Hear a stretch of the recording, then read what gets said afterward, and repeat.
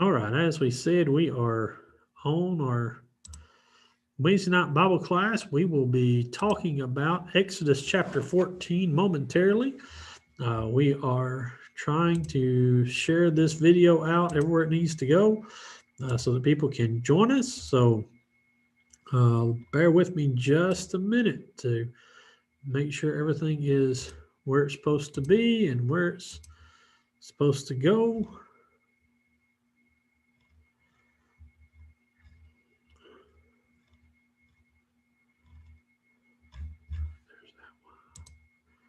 Hope everyone is having a good night and having a good week so far. We hope everything's going well for you. Um, all right, I believe we are where we need to be. We are shared in all the appropriate places. So let's go ahead and get started in Exodus 14. Just a heads up, um, or just for information, we'll probably repeat this at the end. What we're going to do is next Wednesday night, we will not have Zoom class. We're going to let everybody have a break. We usually have a singing night or move our services around since it's a week of Christmas and since it's Christmas Eve and I don't know what everybody's plans are. We're just going to take a break. We will have our weekly devotional as we used to do on Wednesday afternoon.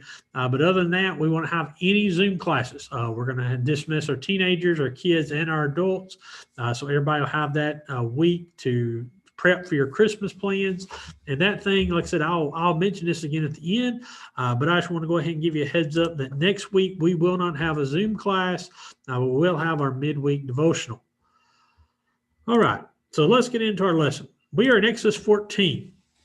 You remember we are into the story of Moses and the Israelites. They have come out of the land of Egypt. They have began their journey through the land of Egypt and out of the land of Egypt. And we know the story. We know there's one more big event left before Israel is completely done with Egypt. And that is the event we're going to see tonight. So let's begin in verse 1 of chapter 14 of Exodus. It says, and the Lord said to Moses, tell the people of Israel to turn back and encamp in front of Pi-hahiroth between Migdol and the sea. In front of Baal-zephon, you shall encamp facing it by the sea. For Pharaoh will say of the people of Israel, they are wandering in the land. The wilderness has shut them in. And I will harden Pharaoh's heart, and he will pursue them. And I will get glory over Pharaoh and all his hosts, and the Egyptians shall know that I am the Lord. And they did so. So what God does is God comes to Moses and tells Moses his plan. He says that you're going to go to the people. You're going to tell them that we're going to turn back and encamp in another city. Now, again, exactly where these cities are located, we don't know. History has lost their locations. Again, this is not unheard of in the thousands of years that have passed through. Places change names. Places move. What once was called one city is now called something else. So history has just lost these exact places. But we do know this one is this place is somewhere near the Red Sea. And what God has done is God has led Israel into the wilderness. And again, the wilderness is not what we think of the wilderness, not wilderness as in woods, but wilderness as in desert. And so God has the Israelites basically almost running around in a circle. And he takes them down south. And what this does, the reason God does this has a purpose. This purpose is that God pushes the people south toward the Red Sea where there's no way, no typical usual means of crossing from Egypt into Sinai, into the land they've got to go to get to Canaan that way. In the north is the only place, and the Israelites have turned south. And Pharaoh sees this, and God says that Pharaoh's going to see this. We're going to see Pharaoh's reaction. Pharaoh will see it, and he'll say, "Hey, these people are wandering. These people don't know where they're going. They're headed the wrong direction." And basically, he's going to say is that they're going to go. They're out in the wilderness, and no one can protect them. No one's going to save them. They can't get away from me. So I'm going to go after them. And he says that he's going to see them and think they're wandering, think they're going off with no plan, no course of action to take. And so Pharaoh says, I'm going to go after them. I think you notice verse 4. God says, I will harden Pharaoh's heart. And again, it's very interesting, this phrase that God says he will harden Pharaoh's heart. Again, I think the idea is that God's going to allow this to happen because God's not going to make Pharaoh have a hard heart and do this because that takes away Pharaoh's free will. I think what God says is God's going to allow this to happen. He's going to have the servants hint things and other people to try to persuade Pharaoh to go after them. And when they go after them, he says he's going to go after them. He's going to do this so that I can show who I am. Notice what he says, I will get glory over Pharaoh and all his host. He's already got glory over Pharaoh and his people by the 10 plagues. Now he wants the glory of Pharaoh over Pharaoh's army. That's the word host there is army. It says, I will get the glory over Pharaoh and his army. And the Egyptians shall know. Now notice it says, the Egyptians shall know that I am God. And so they did. And so Israel begins there again traveling south, away from the little peninsula that connects, or the strip of land that connects, or Africa, Egypt, to the Middle East. They're going down where the only place, the only thing they're near is water. Now we know the rest of the story. We know what God's going to do. The Israelites don't know that at this point. Pharaoh doesn't know that at this point. Moses doesn't know that at this point. But it's very interesting to see where God's taken them and try to forget what we know and look at it here and see the faith the Israelites have in God if they go south. They go away that's not going to lead them anywhere. And so we continue from there in verse 5.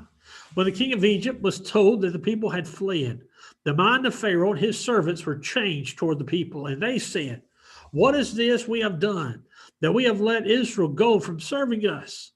So he made ready his chariot and took his army with him, and took 600 chosen chariots and all the other chariots of Egypt with officers over all them. And the Lord hardened the heart of Pharaoh, the king of Egypt, and he pursued the people of Israel while the people of Israel were going out defiantly. The Egyptians pursued them, all Pharaoh's horses and chariots and horsemen and his army, and overtook them, and camped at the sea by Pi-hahiroth in front of Baal-zephon.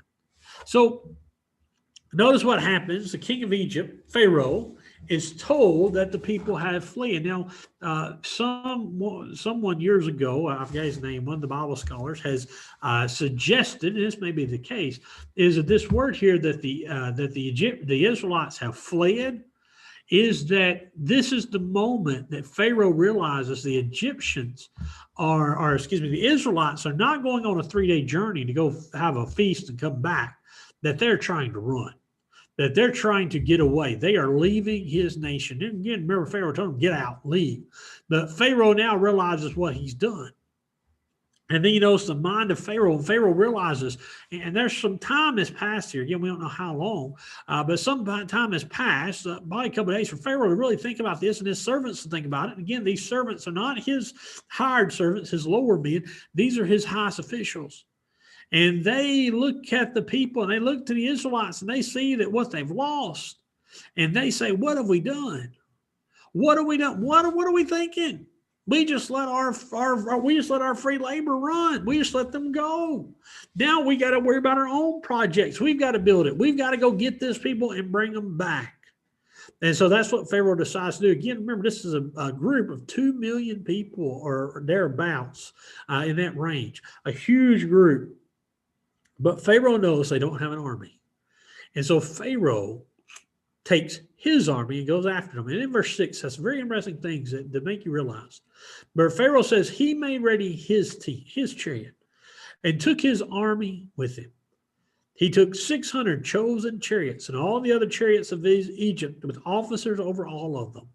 Now, the chariot was the most advanced, most deadliest weapon the Egyptians had in their army. It was the weapon that allowed them to conquer many other nations. It was a weapon that made them feared because the chariot, basically what it was in the ancient world, the chariot was the tank. Modern day warfare, we have the tanks that have the shift the tide. That was a chariot. A man on foot could not withstand the fight of a chariot. Because, see, a chariot had about 2 or 3 people with it. The chariot would, have a driver, man whose whole job was to drive the chariot. Then that chariot would have probably an archer. a man whose job was to shoot the bows and shoot the arrows. And then you had a warrior. Now, this warrior was a specially trained warrior. This is the officer mentioned here at the end of verse 6. It's not an officer, verse 7. It's not an officer as high rank. That was just what they were called. He's called a warrior. The word officer here can also mean warrior. And what this warrior's job was, what he would do is a chariot would drive in and he would fight off the chariot. And if he got to a spot that he could defend it well, the chariot would drive him deep into the enemy's army and he would get off and he would fight. So these chariots were very, very skilled in what they do. And so these chariots would all bring in these warriors. They would drop the warriors off and they would keep fighting the chariots elsewhere while these specialized warriors would start and fight a group where they were at. And so the chariot was a very fierce weapon, a weapon that made people quake when they saw it. Armies have taught in history. There are records of armies being afraid because they had to fight a chariot. Matter of fact, that's why when you see in history, when people fought the Egyptians, they would try to hide up on mountains and they would get to rocky ground so the chariot couldn't come up there. And they did it because the chariot was that powerful, was that major of a weapon. And so Pharaoh, and I failed to say this, Pharaoh took not only his chariot, he takes 600 chariots. He takes 600 chariots and all the people over the chariots, all the other chariots he had. He takes his whole army with him. And again, the chariots are not the only ones who are going, but this is the main force. This is the intimidating factor, these chariots. Then you notice verse 8. And again, the Lord hardened the heart of Pharaoh, king of Egypt, and he pursued the people of Israel while they were still going out defiantly. Again, notice this. The people of Israel going out defiantly. They were going out as that God had told them to. They're going out without fear. They were going out without worry because they didn't know Pharaoh was coming yet. They were marching out as a people of God. They were marching out as the army of God. But then you notice the Egyptians pursued them. All the horses, the chariots, the horsemen, the army, and they all came upon them at this place of Piharoth. They come upon them at the Red Sea. And Pharaoh and his army are to the back. And they're marching on to them. Now, we see in the next verses what's going to happen, verse 10. When Pharaoh drew near, the people of Israel lifted up their eyes, and behold, the Egyptians were marching after them, and they feared greatly. And the people of Israel cried out to the Lord. They said to Moses, is it because there are no graves in Egypt that you have taken us away to die in the wilderness? What have you done to us, bringing us out of Egypt? Is not this what we said to you in Egypt? Leave us alone that we may serve the Egyptians? For it would have been better for us to serve the Egyptians than to die in the wilderness. And Moses said to the people, fear not, stand firm, and see the salvation of the Lord, which he will work for you today. For the Egyptians whom you see today, you shall never see again. The Lord will fight for you. You have only to be silent. Notice what happens. This people who just a few verses later were marching out defiantly, strongly, we're going out with no fear. They look back, and you can imagine this scene. They see the dust on the horizon. They see the dust stirred up by this army, the quaking of the ground of this army marching in a chariot, 600 chariots rolling through would have caused some a good disturbance. And they looked up, and they saw Pharaoh. They see the army marching over them. And then they're afraid. Well, why? Because they're not an army. They're not an army. They're not an army that can fight this battle. Remember, the way where we described earlier, they were marching with their fighting men. What few fighting men they had, they were in the front. And now Pharaoh's coming in from behind. And they're afraid. And they're afraid. And they forgot God. That's interesting to me about this. They cry out to God. They cry out to Moses. They've forgotten what God did. I wonder how this must have affected them that they so quickly forgot what God did. They so quickly forgot those 10 plagues. Here this is, most likely within a week, maybe two, of the 10th plague happening, that major plague where God passed over their houses. God struck down the houses of Egypt, and they forgot about it. Maybe they thought their God was out of tricks. Maybe they thought God was done. And so they come to Moses and they do what they do best. They gripe, they complain, they grumble. They say to Moses, is it because there's no graves in Egypt that you've taken us into the wilderness? Basically, did Pharaoh tell you to bring us out here because he didn't want to have a grave, he didn't have a place in Egypt to bury us? There wasn't enough graves in Egypt? Now, the idea here of graves is that the Egyptians were a people who prized themselves in monumental burying. And what I mean by that is the pyramids. They prized themselves on having their loved ones buried in significant places, in significant tombs. And so they come to Moses and they say, is there not enough tombs for us that Pharaoh didn't want to bury us in a nice place? He brought us out here in the desert to die. Have you done this in bringing us out of Egypt? Now, again, the idea is that the people here may not quite know what God has done because they're thinking they're out of Egypt. They think they've gotten out of Egypt when really they're not. They're still in Egypt. They're on its border. And so they cry out to Moses and to God. And then you notice they said, Moses, why are you doing this? We told you, just leave us in Egypt. Just leave us alone and let us be the servants. We were fine being slaves who were beaten, who were working hard our whole life and being under another people. You see, these people didn't like the slavery they had.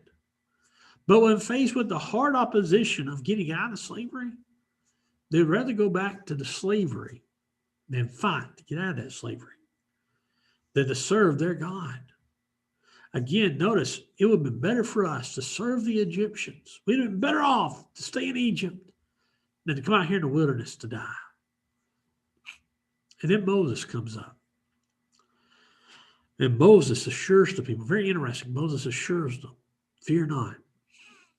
Don't be afraid. Don't worry. Don't worry. Stand firm. Don't give ground. Stand still and see. Notice these imperatives, these commands.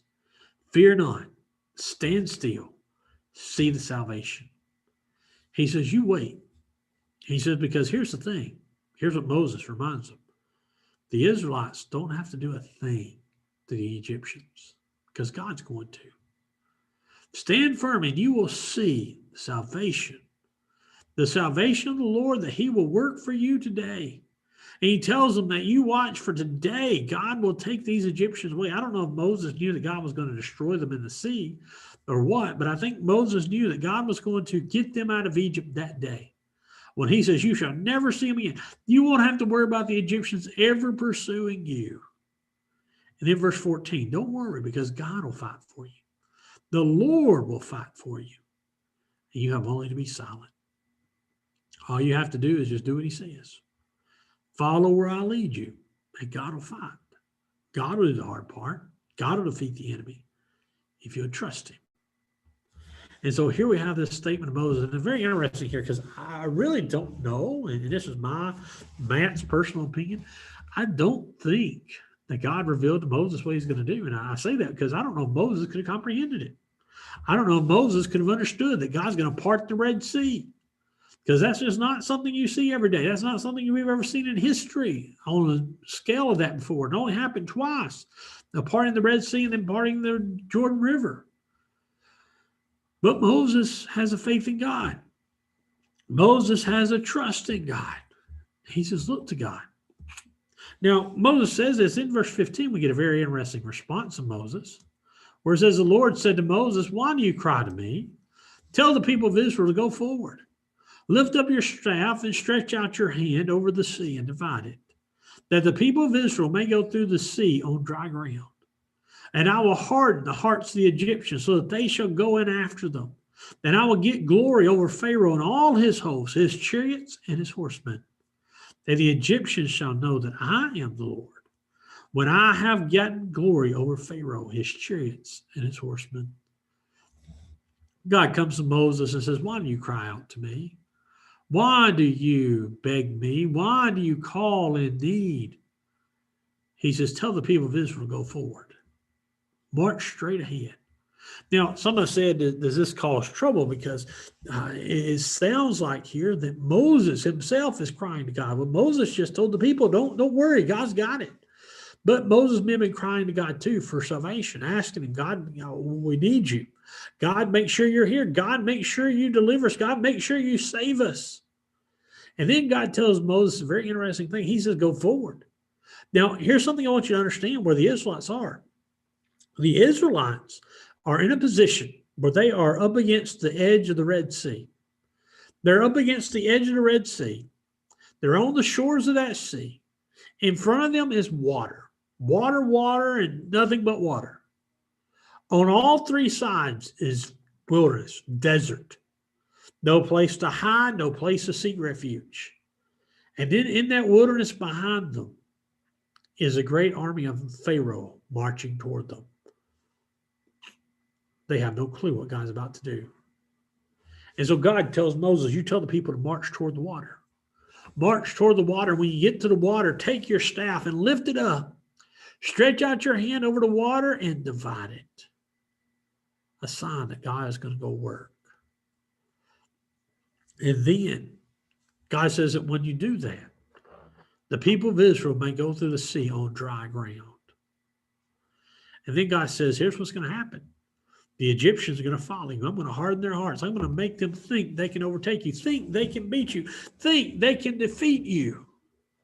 But I'm going to do it so that I gain glory over Pharaoh. I'm going to gain glory over Pharaoh, his hosts, his army, his chariots and his horsemen, all that everything that he puts his trust in, his hope in, I'm going to destroy. And he says, from this, the Egyptians will know that I'm God. Because they're not going to follow Israel over the Red Sea. They're not going to try to come after Israel ever again. God says, I'm going to prove who's got the glory. I'm going to prove who's in ultimate control. Then you notice verse 18 and verse 19.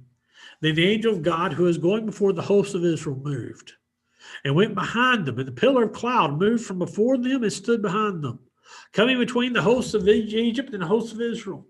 And there was a cloud in the darkness, and it lit up the night without one coming near the other all night. So not only add to this scene of the sea and the wilderness, it's nighttime. And the pillar of cloud and fire shift. The idea is a pillar of cloud goes behind Israel, and the pillar of fire goes behind as well. But the pillar of fire is near Israel and near its rear, where it provides light. Although it's not, that light is shown so the people of Israel can still see what they're doing. And then behind that is the pillar of cloud. The pillar of cloud is fogging, is preventing Pharaoh and his army from advancing as quickly as they probably would like to have. It could have. And God does this because he knows he's got 2 million people plus their possessions, plus their herds, that he's got to get through this Red Sea. And they're marching. And so here you have the host of Egypt, the army of Egypt, and you've got the army of Israel separated by a pillar of fire and a pillar of cloud.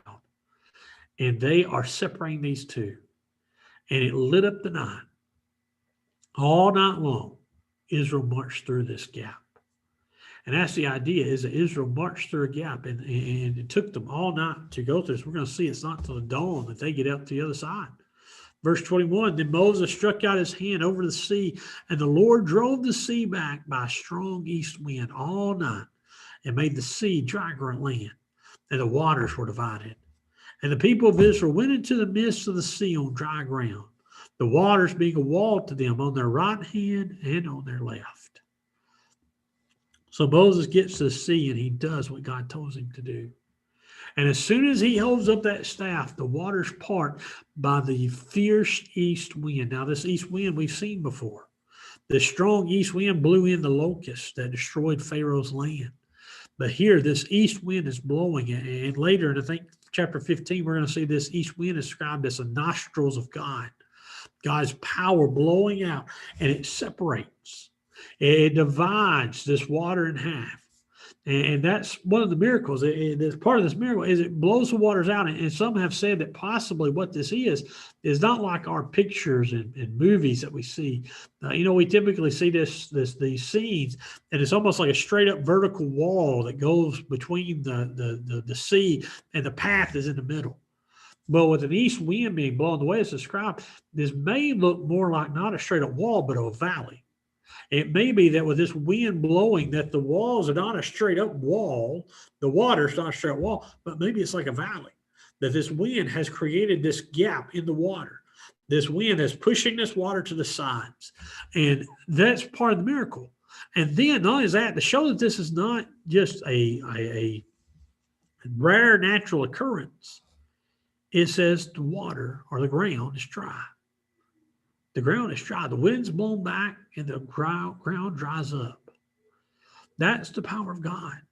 You know, whenever I think about this, I think about how it must have been for the Israelites going into this water. You know, when we go to the beach, you see the water when the tide comes in and goes out. Now, although it goes out and pulls way out sometimes, that sand that's still there is very wet. It's very damp.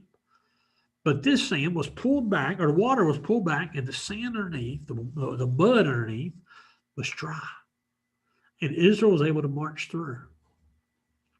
And the walls, the water, like I say, was walls. And again, either way, if it was like a valley or if it was straight up and down, there's a wall here. It's a dividing part that the Israelites can see, can know that this isn't natural. This isn't normal. This is God. Some have said the guess of how big this gap had to be. And there's a lot of discussion about this because to get 2 million people through a couple mile walk, and I think most people, where they places the Red Sea, it's probably a mile or so across, maybe more, depending on exactly where this location is. To get 2 million people to walk a mile plus their possessions and fly, that takes a lot of time. And you can't just do a narrow 6-8 foot hallway. You're going to have to do a pretty major gap. And that's another thing about this. This is not a small little gap God makes in the water. This is a huge walkway, a huge road God is making through them. And he's made this huge wall. You know, verse 23, the Egyptians pursued, and they got to the edge of the sea, and they see this miracle. They see the waters rolled up on the sides. They see the dry ground, and the Egyptians decide to go right in there with them. They go right into the midst of the sea. They go right into that path. All Pharaoh's horses, his chariots and his horsemen, his army just marches straight on in. And you notice that in the morning watch, the Lord in the pillar of fire and cloud looked down on the Egyptian forces and threw the Egyptian forces into panic. The morning watch is from 2 a.m. to 6 a.m. That morning watch, the very early morning, the Egyptians are in the sea. The Egyptians are pursuing Israel. They're catching up to them. But God's not done with them. Notice, he threw the forces into panic. Now, what panic? We don't know. But what he does do is, notice verse 25, and clogging their chariot wheels, so they drove heavily. Now, the idea here, some people think, is that there's been a few different ideas by this. Either one, God has quit making the ground dry, or perhaps the dry ground God made was not that thick. And I say this for a reason, that none of the Israelite people and their possessions would have been that heavy. The chariots would have been very, very heavy when they hit this ground. So God may not have made it as thick of a ground so that when the chariots hit it, they sink. And that's the idea here of clogging their wheels, is they get stuck in the mud. They begin to go and their chariots won't grow. Their chariots won't move as quickly as they were before. And the Egyptians, they see this, and they see that the Israelites have marched through this ground and marched us out with not a moment's issue, not a moment's problem. But here they go in, and they start having problems. And notice the Egyptians said, "Let us flee from before Israel, for the Lord fights for them against the Egyptians." Now, this may be part of that chaos that we talked about in verse 24, is that what's happened is that the Egyptians have marched down into the river or rolled down into the river, into the sea, not the river, sea. And the lead ones are having problems. So what some have suggested is maybe the lead chariots sound the retreat, because they say, here, we can't go forward because God's going to go after us. Their God is fighting for them. Their God's going to defeat them. And so half your chariots maybe, or some of your chariots, are trying to go out. The rest of the army is still going in. Then they're meeting in the middle. They're having a problem because they can't get by each other. And so there's this confusion. And some people said this may be the confusion that God talks about. You know, it's verse 26. Then the Lord said to Moses, stretch out your hand over the sea, that the water may come back upon the Egyptians, upon their chariots, and upon their horsemen. So Moses stretched out his hand over the sea, and the sea returned to its normal course. When the morning appeared, and as the Egyptians fled into it, the Lord threw the Egyptians into the midst of the sea. God comes to Moses again and says, Moses, the people are across. Put your hand back over the sea. Put your hand back over the water so that it can close. And God does it. Now, we may look at this, and some people look at this, oh, well, this is a horrible act by God. The God that really loves and really cares, he wouldn't do this vile thing to these people. Let me ask you this. Anybody who has that thought, let me ask you this. What would have happened if Pharaoh and his army had caught the Israelites, and the Israelites had tried to refuse? But Pharaoh and his army said, oh, okay, that's fine. You go on your way. No, they would have slaughtered them. They would have killed them. They probably would have killed quite a few anyway to prove a point to them, teach them a lesson. This is at war, and God acts in a way of war. And God causes the water to collapse back upon them. And notice Moses stretches out his hand over the sea, and the sea returns to its form. This is in the dawn, the early morning of the dawn. And you notice as the Egyptians fled into it, the Lord threw the Egyptians into the midst of the sea. They want to follow Egypt, our Israelites, he let them follow them. He let them get in the middle of it, and it collapsed upon them. It destroyed them. Then verse 28, the waters returned and covered the chariots and the horsemen. Of all the hosts of Pharaoh that had followed them into the sea, not one of them remained. But the people of Israel walked on dry ground to the sea, the waters being a wall to them on their right hand and on their left. Thus the Lord saved Israel that day from the hand of the Egyptians. And Israel saw the Egyptians dead on the seashore. Israel saw the great power that the Lord used against the Egyptians. So the people feared the Lord, and they believed in the Lord and in his servant Moses. Notice, Moses holds his hand up, the water returns, and water covers the chariots and horsemen. Of all the hosts that followed him, and now notice something here. Notice something here, that here God still cares, still looks after Egypt. Not all of his army is in here. Not all of the army had marched down into the sea. They hadn't all made it there. There's a portion of the army. How much of an army? We don't know. But there was enough to make this notable. Because notice it says, of all the hosts that had followed them into the sea. That's not all the hosts of Pharaoh's army. But those who went into the sea, not one of them remained. Not one of them was left. They all were swept up in the water. Pharaoh and the Egyptians that had trouble. They couldn't march across the ground. They couldn't ride their chariots across the ground. But the Israelites and all their possessions and all their animals had marched through the sea, had walked on the dry ground and marched out the other side. And now they were witnessing what God had did to Pharaoh. Then you notice verse 30, God saved Israel that day from the hand of the Egyptians. And Israel saw the Egyptians dead on the seashore. Some have said what a terrifying vision the Israelites must have seen. And that they see the guys, the enemy that was pursuing them, washed up on the seashore. To see the dead bodies, those dead soldiers who had the intent to kill, the intent to hunt, the intent to go after the Israelites. Their dead bodies washed on the shore. And then Israel saw the great power that the Lord used against the Egyptians. Very interesting. Very, very interesting to me. They've seen the 10 plagues. They've seen all God has done. But yet, it took one more thing to prove it. It took one more major act. And even this act didn't hold them forever. They saw the great power God used. And so the people feared the Lord. They feared him. They were in awe of him. They respected him. And then not only they feared God, they believed in him. Their faith grew. Their faith increased in God. And not only in God, but in his servant Moses. Why? Moses was the one they went to and said, Moses, what are we going to do? Moses, you brought us out here to die. And now Moses, by God's hand, saved them. And now they understood. They knew that the God that has saved them, the God that took care of them, was the God of Moses. The God Moses spoke for, it was their God. And so this event submitted their faith in God, submitted their belief, and made them be God's people, at least for a time. We're going to see later that this faith, this submitting of their belief in God was temporary. They're going to come back to God and complain again. So that's the story of the Red Sea. Now, one more thing before we dismiss for tonight.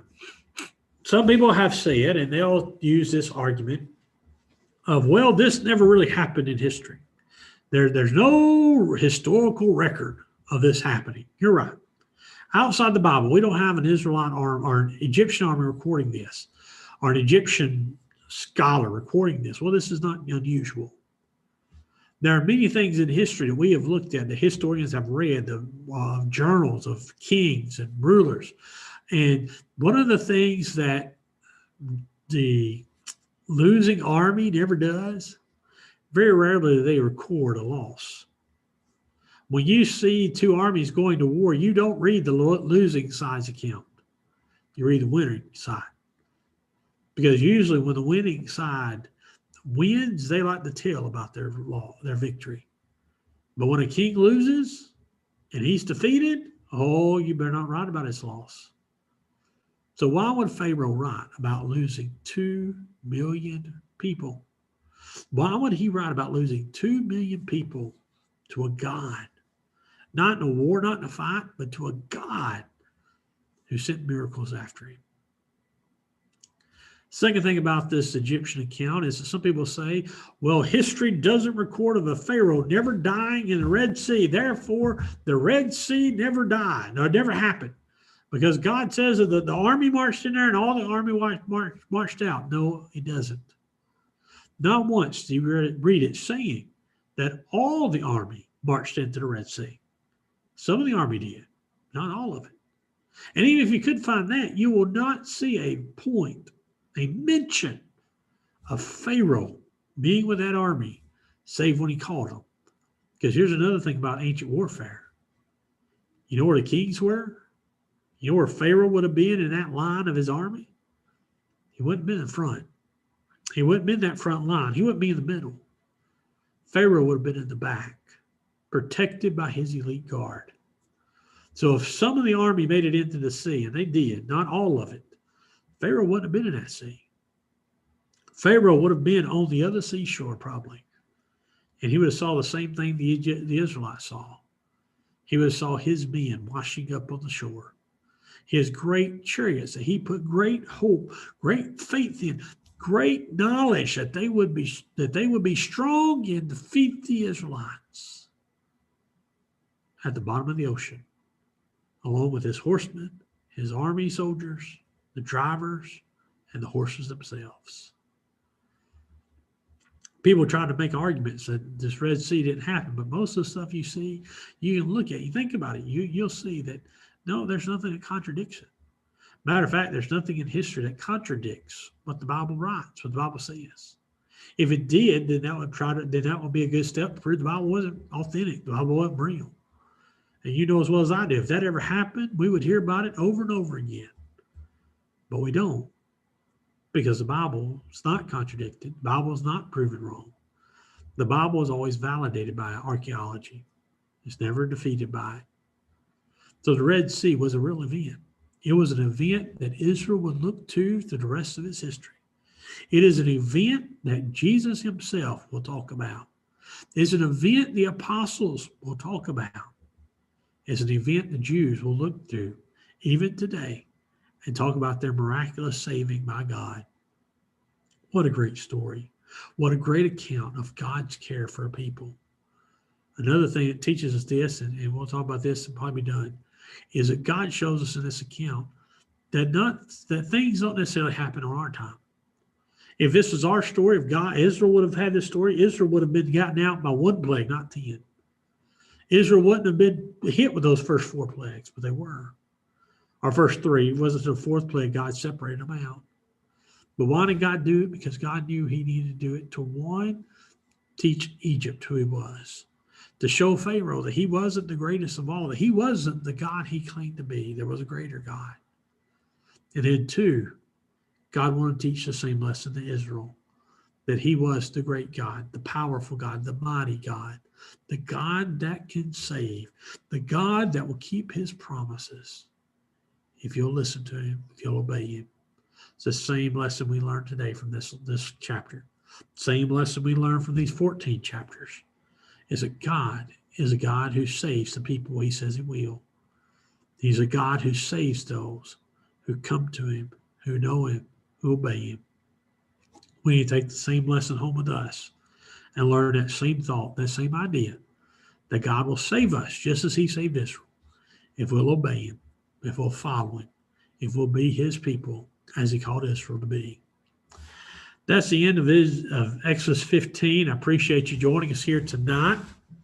Don't forget, here at Fulton, we will have our Sunday morning worship at 10 a.m. I appreciate if you can to come out and join us for that.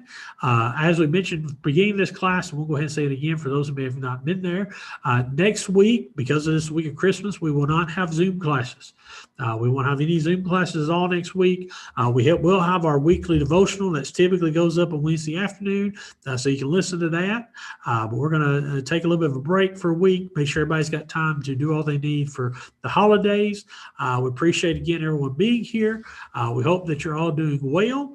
Remember, if there's ever anything you need, please don't hesitate to let us know. But for tonight, we appreciate you joining us, appreciate you being here, and we hope to see you all again soon.